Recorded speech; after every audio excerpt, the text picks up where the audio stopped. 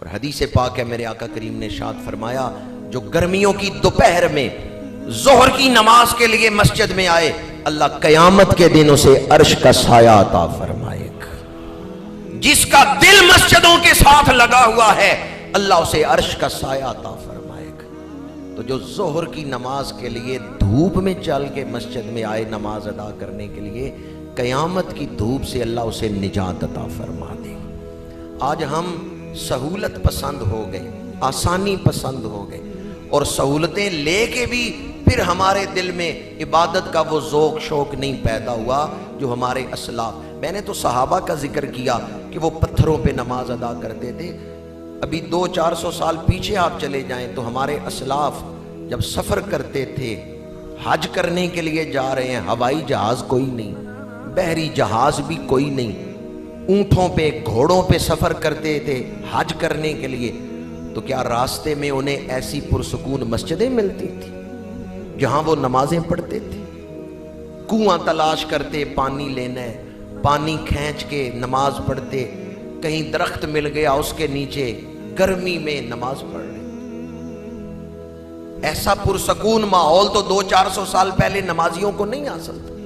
بالخصوص سفر کے دوران وہ گرم جگہوں پہ سب نماز پڑھتے, تپتے ہوئے پتھروں پہ پیشانیاں رکھتے تھے. ہم کیا منہ دکھائیں گے ان اسلاف کو, ہم کیا منہ دکھائیں گے ان صحابہ کرام کو کہ وہ تو اتنی تکلیفوں میں بھی نماز ادا کرتے رہے اور ہم اتنی سہولتوں میں بھی نماز نہیں ادا کر.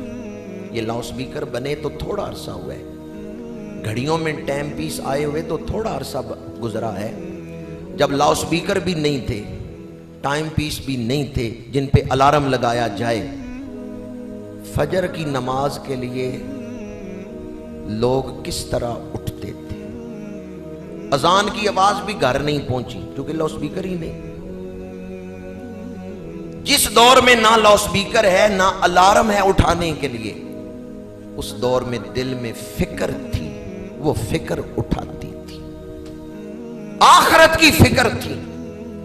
سچی محبت رسول یہ نعمت حاصل تھی جس وجہ سے وہ بغیر اذان کی آواز سنے, بغیر لاؤڈ سپیکر کی آواز سنے, بغیر الارم کے ہی اٹھ پڑتے تھے.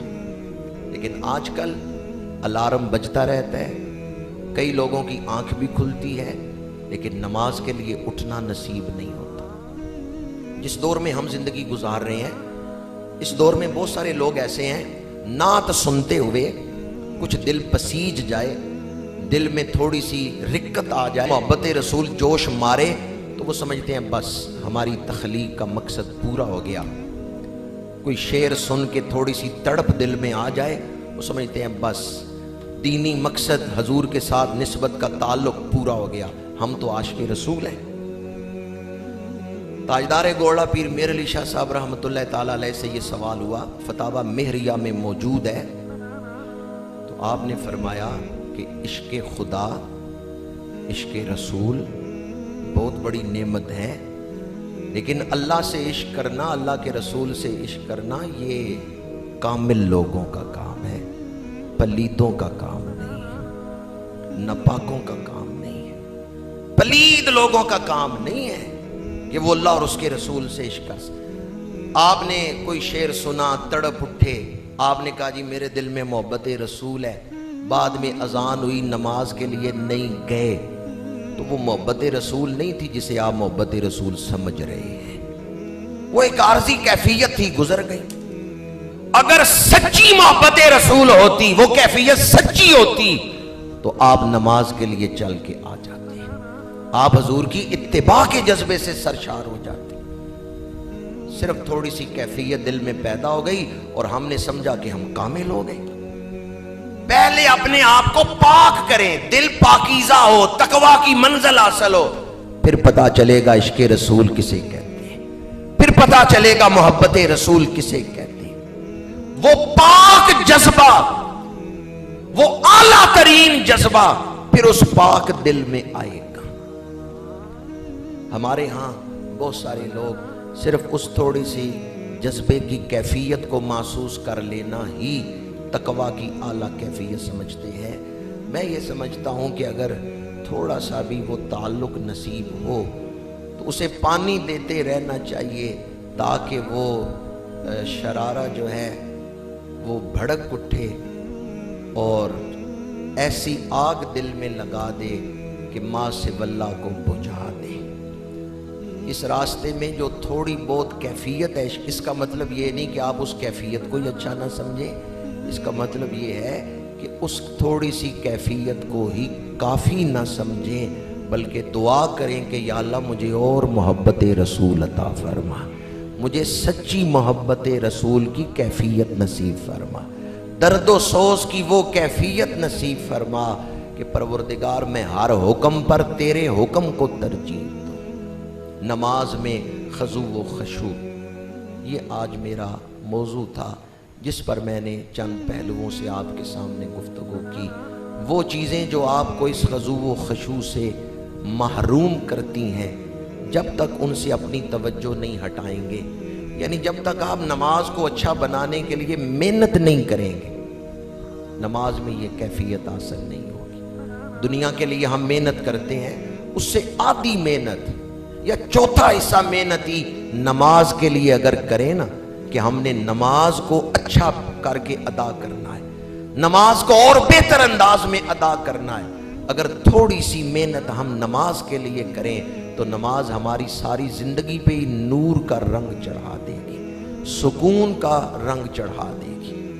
اللہ تعالی ہمیں وہ نماز نصیب فرمائے جس کا شریعت نے ہمیں حکم دیا ہے۔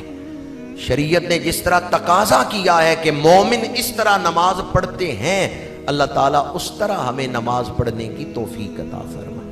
کم از کم نماز کے اندر اللہ تعالیٰ ہمیں حضوری کی وہ کیفیت نصیب فرمائے کہ ہم اپنے آپ کو دربار ذوالجلال میں کھڑا محسوس کریں۔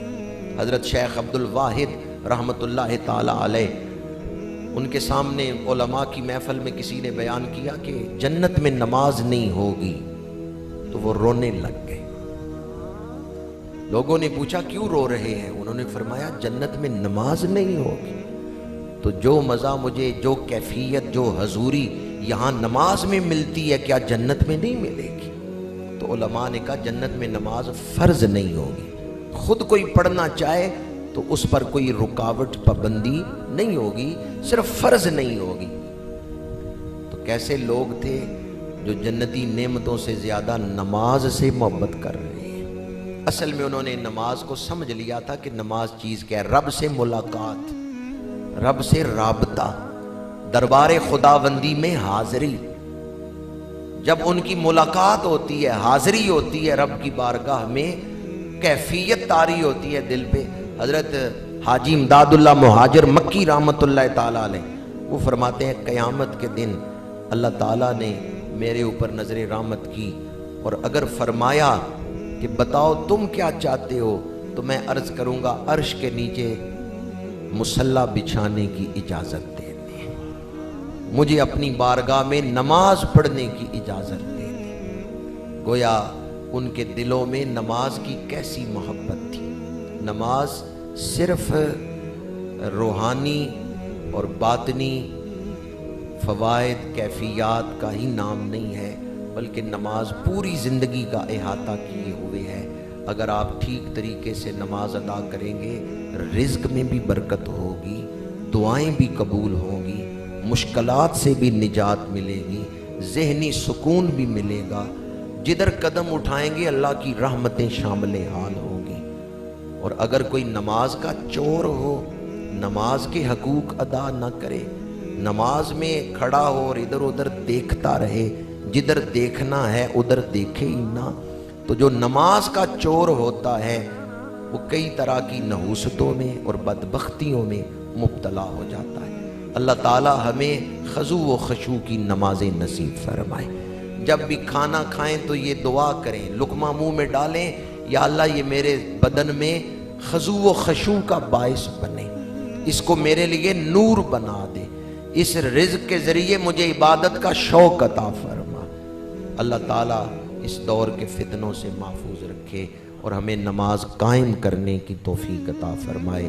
وآخر دعوانا ان الحمد للہ رب العالمین۔